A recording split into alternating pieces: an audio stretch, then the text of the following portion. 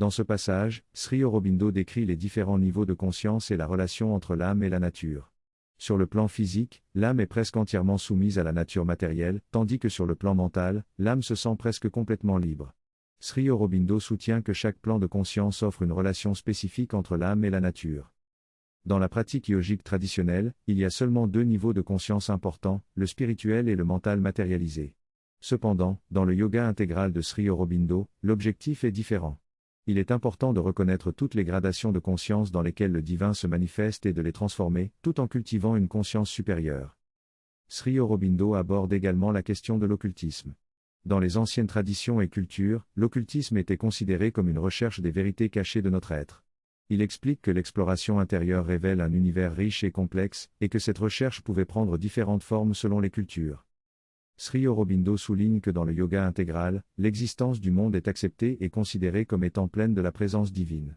Il invite à faire face aux dangers et aux expériences tentantes des plans intermédiaires de conscience, afin de les intégrer dans la manifestation divine.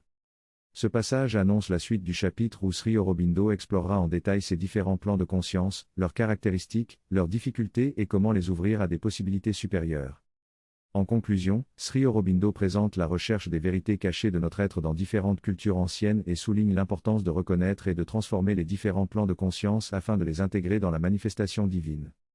La distinction entre les espaces occidentaux et orientaux repose sur la perception de l'énergie et de la conscience qui y règne. Lorsque l'on entre dans un espace, on peut ressentir immédiatement l'énergie et la qualité de la conscience de la personne qui y vit. Certains espaces sont clairement ordonnés à l'extérieur, mais chaotiques à l'intérieur, tandis que d'autres sont harmonieux à la fois à l'extérieur et à l'intérieur. Ce ressenti immédiat est dû à l'impression laissée dans l'espace par l'énergie et la conscience de la personne. On parle alors d'un voile qui sépare notre vie matérielle normale de cette vie plus vaste. Ce voile peut être mince, ce qui permet de ressentir plus facilement les réalités profondes, ou épais, ce qui rend plus difficile leur perception.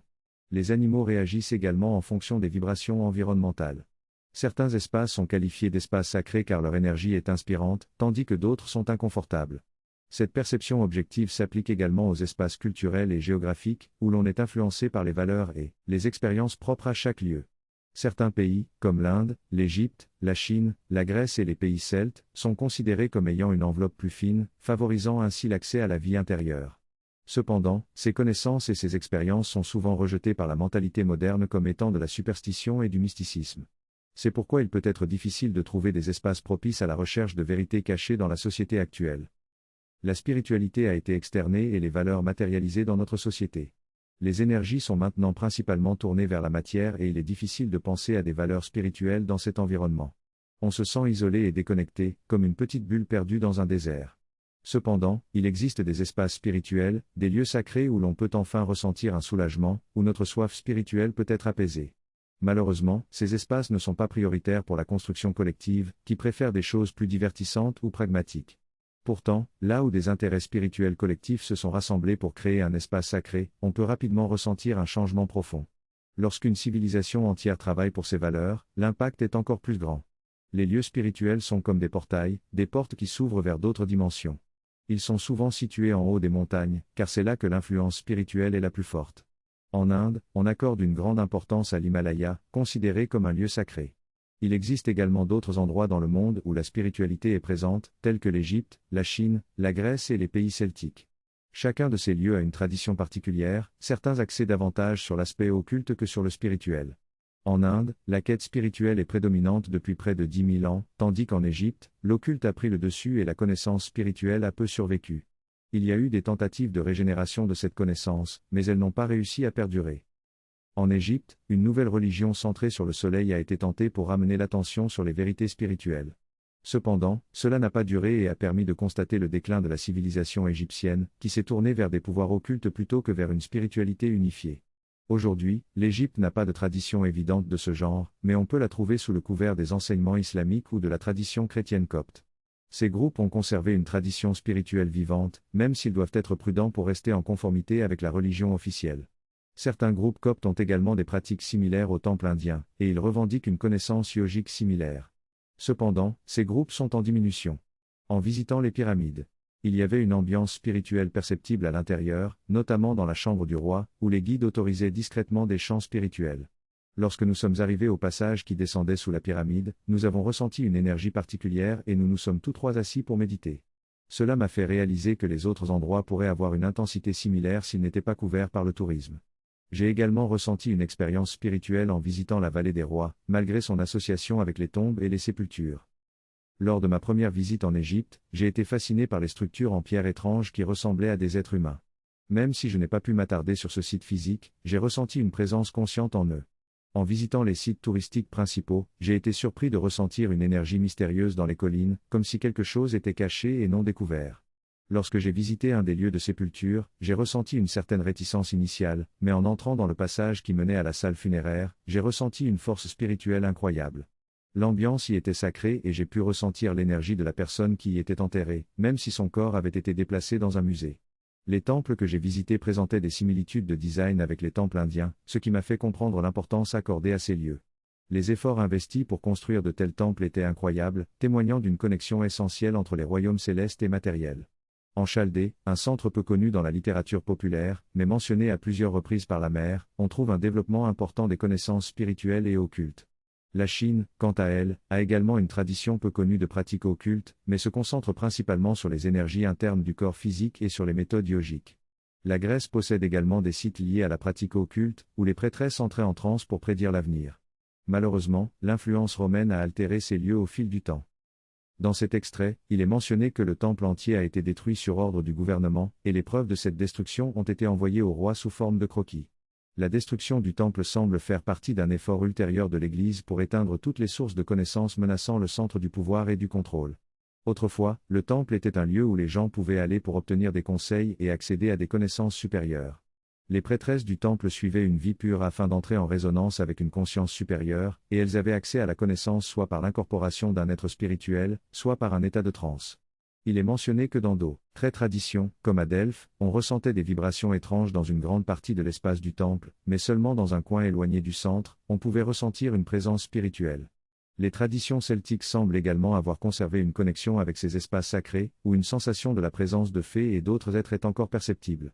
Certaines femmes essayent même de faire revivre ces traditions aujourd'hui. Cependant, il est mentionné que ces traditions peuvent se perdre ou être détruites lorsqu'elles deviennent trop étroites ou trop perdues dans des plans occultes intermédiaires, empêchant ainsi la civilisation d'accéder à la spiritualité. Cela dit, la destruction de ces traditions peut également être vue comme une force évolutive nettoyant tout, ce qui permet une ouverture plus directe vers la conscience spirituelle. Il est souligné que même dans les espaces orientaux, on peut observer le même objectif. Le mot yoga est mentionné dans ce contexte, bien que le terme lui-même n'ait peut-être pas été utilisé. Les pratiques semblent se concentrer sur le développement et l'éveil de la conscience individuelle, mais elles sont souvent rejetées par l'esprit moderne comme de la superstition et du mysticisme. Cependant, l'auteur souligne que ces pratiques reposent sur des expériences réelles et sont régies par des lois intelligibles propres à leur domaine, tout comme les expériences du monde matériel. Dans le monde matériel, les faits et les expériences ont une validité évidente, et la science moderne a pour objectif de valider et de formuler ces faits et expériences. Cependant, lorsqu'on entre dans le domaine occulte, il y a d'autres faits et expériences qui sont tout aussi valides pour ce domaine. Cela ne signifie pas pour autant que ces faits s'appliqueront également dans le monde matériel, et c'est sur cette base que la science moderne est en mesure de rejeter certaines choses qui appartiennent à ce domaine. Par exemple, dans de nombreuses anciennes civilisations mystiques, une éclipse était considérée comme extrêmement importante, et d'importants moyens étaient mis en place pour la suivre. De même, la solstice et les équinoxes étaient des moments précisément mesurés, avec des constructions alignées en fonction de ces journées. Ces exemples montrent qu'il existe des domaines occultes où des énergies progressives ou régressives influencent les événements, sans que la notion de direction physique soit importante. Ces lois caractéristiques des différentes dimensions de la conscience permettent de donner une signification intelligible à ces phénomènes, et de les interpréter symboliquement. Ainsi, la marée montante et descendante de la mer peut être vue comme un symbole de l'augmentation ou de la diminution de vitalité énergétique dans le monde vital. De même, les saisons ont un impact rythmique sur la croissance des plantes, en raison de variations de température ou de la position du Soleil. Dans le monde vital, la relation énergétique entre la Terre et le Soleil est déterminante, ce qui explique les fluctuations saisonnières d'énergie. Tout cela montre qu'il y a des forces énergétiques dans ces différents domaines qui ont leur propre logique et qui nécessitent une compréhension symbolique. Selon le texte, il est souligné que l'énergie physique n'est pas le seul aspect à prendre en compte, mais également l'énergie vitale et mentale. Il est mentionné que le moment propice pour lancer son voyage vers les plans supérieurs est lorsque l'énergie change de direction et se dirige vers le spirituel, ce qui se produit le 21 décembre, lorsque les jours commencent à devenir plus longs que les nuits. Il est expliqué que la même logique s'applique au cycle lunaire, où l'énergie physique est élevée. Il est également mentionné qu'il y a un moment propice pour libérer l'âme d'une personne décédée afin qu'elle puisse poursuivre son voyage vers sa zone de repos idéale. En Inde, il existe une tradition similaire où l'on dit que si quelqu'un meurt après le 21 décembre, il est emporté immédiatement, tandis que s'il part plus tôt, il doit attendre que le moment propice se présente. L'auteur souligne que ces croyances et pratiques étaient basées sur des expériences réelles et des lois intelligibles propres à leur propre domaine. Il est également souligné que dans les mondes mental et vital, la subjectivité joue un rôle important, et il est donc nécessaire d'adopter une validation intuitive plutôt qu'une validation objective. L'auteur propose l'exemple de la guérison énergétique pour illustrer cela, en expliquant que la réceptivité et la résistance de la personne influencent le résultat de la guérison. En conclusion, l'auteur souligne qu'il est nécessaire de s'aligner sur le plan de la conscience lorsqu'on entre dans ce domaine énergétique. Dans cet extrait, l'auteur raconte son expérience dans un laboratoire en Inde où des guérisseurs énergétiques étaient soumis à des tests pour mesurer leur capacité de guérison. Malgré le scepticisme initial des scientifiques, les résultats étaient spectaculaires, avec des améliorations significatives dans les marqueurs de vieillissement et d'autres maladies. Cependant, l'auteur souligne que ces guérisons sont souvent subjectives et dépendent de la croyance et de l'acceptation de la méthode par le patient et le praticien. Il explique également que la connaissance occulte et psychique a ses propres lois et principes qui diffèrent des lois physiques.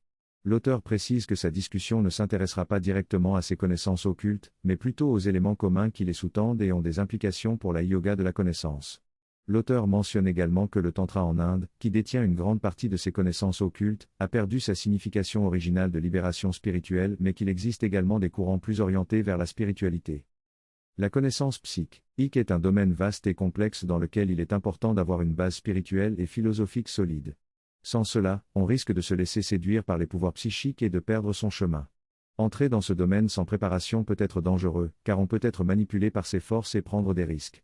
L'énergie dans le domaine occulte peut prendre n'importe quelle forme et il est crucial d'être conscient de la véritable nature énergétique derrière la forme. C'est pourquoi il est essentiel de comprendre et de développer une base spirituelle et philosophique avant d'aborder la connaissance psychique. Cette base permet d'aborder la dimension psychique de manière sûre et claire et de savoir comment réagir face aux forces énergétiques. Dans les anciennes traditions, on accordait une grande importance à la préparation avant d'explorer ce domaine, notamment la purification de ses désirs et la recherche de la peur. Ces deux éléments sont essentiels pour aborder la connaissance psychique de manière équilibrée et sécurisée. Dans ce chapitre, l'auteur aborde les faits et principes qui servent de base à la connaissance yogique. Il mentionne que ces faits sont communs à tous les systèmes de connaissance, tels que ceux de l'Inde, de la Chine, de l'Égypte, de la Chaldée, de la Grèce, des pays celtiques, etc. Ces faits comprennent l'existence d'une énergie et d'une conscience derrière chaque forme, la capacité de l'énergie à se déplacer dans l'espace et même partiellement dans le temps, et le fait que l'énergie plus forte tend à dominer l'énergie plus faible lorsqu'elles se rencontrent. Cependant, les arrangements théoriques et pratiques diffèrent selon les systèmes. Par exemple, dans le système de la Kabbale, les énergies sont représentées par l'arbre de vie et les relations entre elles sont étudiées. Dans le Tantra, les énergies sont associées à des déités et des rituels spécifiques sont utilisés pour les canaliser. Certains systèmes privilégient l'utilisation de mantras, d'autres se concentrent sur des diagrammes ou des objets. Certains pratiquent de manière individuelle, d'autres en groupe. Bien que les apparences varient d'un système à l'autre, les principes sous-jacents sont similaires.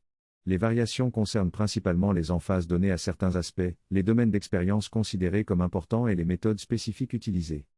Par exemple, dans certains systèmes, l'importance du rituel est mise en avant, au point qu'une erreur minime dans la pratique peut compromettre tout le processus. Dans les temples de magie européens modernes, des rituels spécifiques sont utilisés pour accéder au monde vital, avec des visualisations géométriques, des couleurs spécifiques et des mots précis à prononcer.